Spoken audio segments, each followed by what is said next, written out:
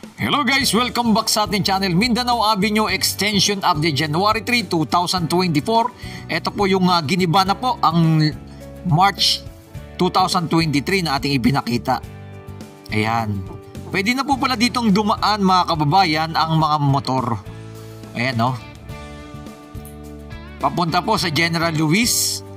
Ayan. Shortcut po yan. Papuntang Novaliches, papuntang Valenzuela. Dito po dadaan. Ayan, ito na po ang kanilang mga nagagawa. Ito po ang ating pinaka-ground shot. Ipapakita po natin dito sa baba na ganito na po ang kanilang mga nagagawa. Both side pa lang, kabilaan. Ang meron pa lang po ditong nailalatag po nila ng simento. Na simento pa lang nila. Ayan, pero itong gitna, wala pa po. Medyo matagal-tagal na po, no? Itong kanilang ginagawa, pero ito pa lang po ang kanilang nagagawa dito. Kabila ang side pa lang oh. Etong gitna hindi pa po nila nalalatagan ng simento. Ayan. Di pa po natin alam kung bakit po ganito. Medyo nababagalan talaga ang kanilang paggawa dito. Sana makita ito ng DPWH no, na matutukan. Malamang kasi kung ito'y private na ay malamang sigurado ay matagal na itong tapos. Kung may toll gate lang dito ay matagal na itong natapos. Etong kulang-kulang lang po ito nang umaabot ng 500 meters. Ayan. Na-try natin dumaan ng ating motor. Pero dito sa area na to, papunta General Luis, ayan no, sementado. Ang ganda ng daanan. Sana ito pong 2024 ay matapos na po sana ito at mapakinabangan na ng ating may mga sasakyan no. At syempre iwas traffic lalo na dyan sa kabilang side na dumadaan sa may skinita lang. Ayan no. Smooth na smooth ang daanan dito palabas sa General Luis. Medyo matagal-tagal na rin po natin hindi ito na-update pero nakita natin na ano kaya nangyayari no? Bakit kaya mabagal ang kanilang ginagawa dito? Na masyadong naantala matapos itong kalsada. Na 4 na dekada na pong hindi nagagawa ngayong 2023 ay sinimulan po gawin. Pero hanggang ngayon 2024 na. Sino kaya ang may pagkukulang? Bakit mabagal ang pagtapos dito no? Sa kalsada na to? Hindi pa po natin alam. Ito naman po ang ating drone shot. Ayan no. Pakita na naman natin yung pinakataas. Yan. Grabe.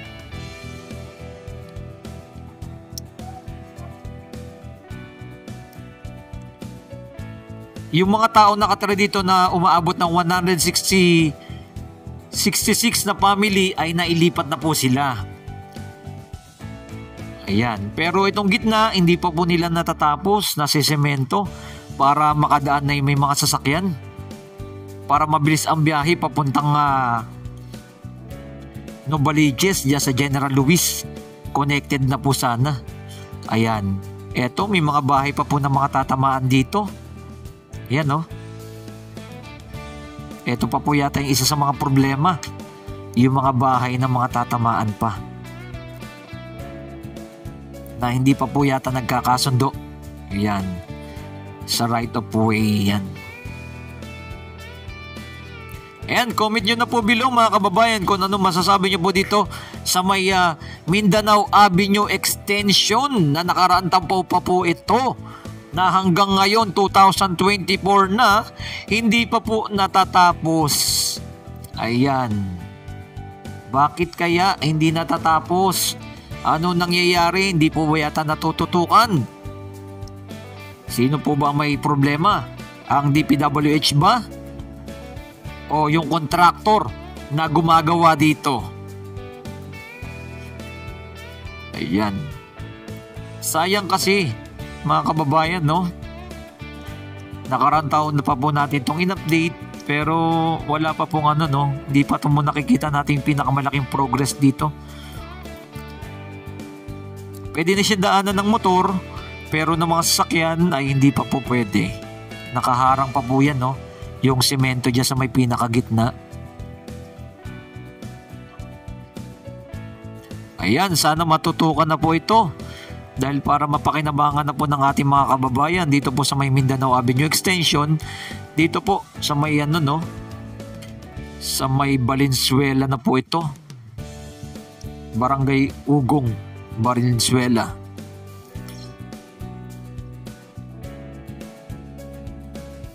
Ayan, ito ang ating pinaka drone shot, dire-diretso po yan, nakikita po ninyo, sementado na sa area na to. Bali, umaabot ng 500 meters lang po yung kanilang sementohan. Pero hindi pa po natutuloy. Ano ba yan?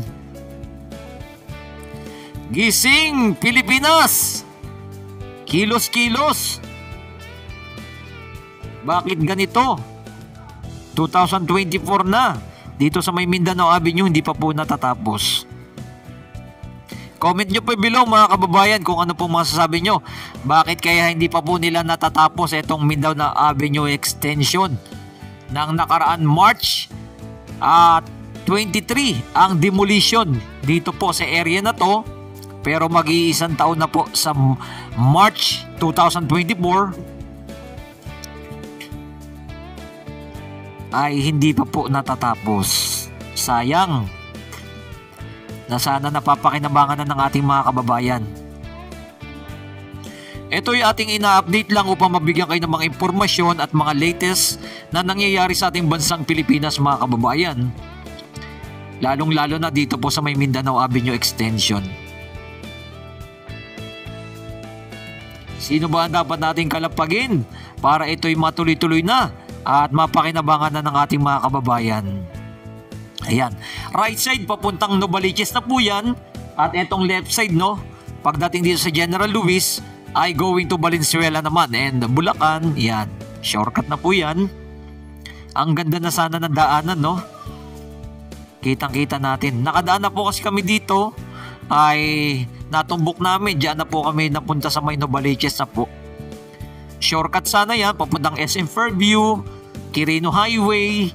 Eto, mas mabilis ang magiging biyahe pag ito'y natapos. Pero tuloy-tuloy pa rin po natin itong i-update para makita ninyo kung kailan po talaga ito matatapos.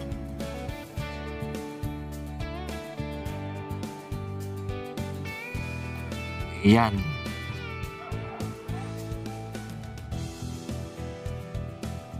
Sayang no? Ito po yung umabot ng 4 na dekada ng sarado, mga kababayan. Pero nakarang taon lang po sinimulan sa pangunguna ng ating Pangulong Bongbong Marcos. Iyan.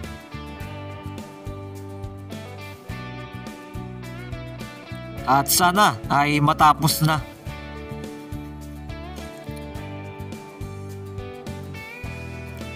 Huwag na sana nilang patumpik-tumpik pa. Dapat na ayusin na ito. Ayan, kitang-kita ninyo, no? Both side lang po ang ginawa nilang simento. Yung pinakagitna, hindi pa po tinapos. Dire-diretso yan, papuntang Metro Manila Subway, Valenzuela Station, mga kababayan. Yan, papunta na po yung Quirino. And going to SM North, going to EDSA, yan, ang daanan dyan. Ayan, no? Ayan, no, may mga sakin, may mga motor na nang dumadaan dito at mga nagbabike. Ayan. Shortcut po kasi ito at napakabilis ang magiging biyahe pag dito dadaan.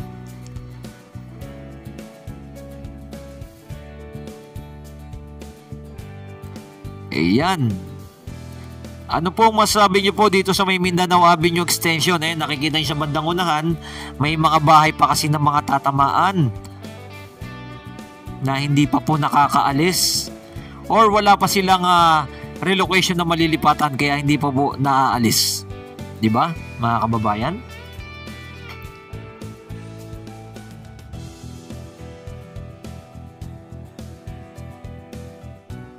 Bakit kaya hindi pa po naaalis yung mga nakatira dyan?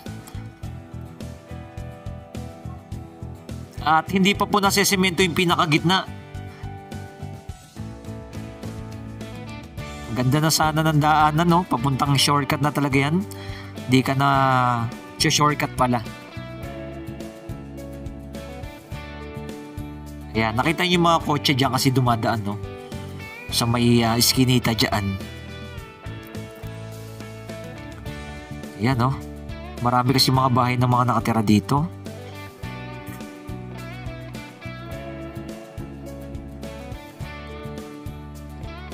Ayan, muli po maraming salamat sa inyong lahat dyan. Salamat sa mga nag-like, nag-share at nag-follow ng ating pinaka-latest update. At tuloy-tuloy ang ating pag-update sa iba't ibang lugar upang mabigyan kayo ng mga impormasyon at mga nangyayari na kaganapan sa ating bansang Pilipinas. Lalong-lalo na dito po sa may Mindanao Avenue Extension na ating ipinapakita sa inyo.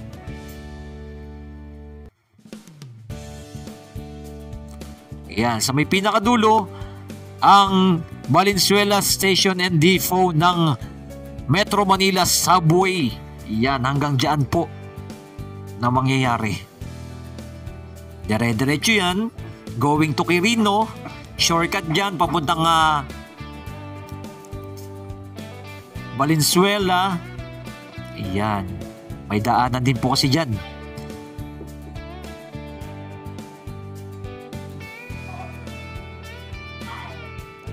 Sa may expressway dadaan. Muli po, ito pong muli si Skywalk TV. Keep safe palagi and God bless. Mabuhay ang ating bansang Pilipinas.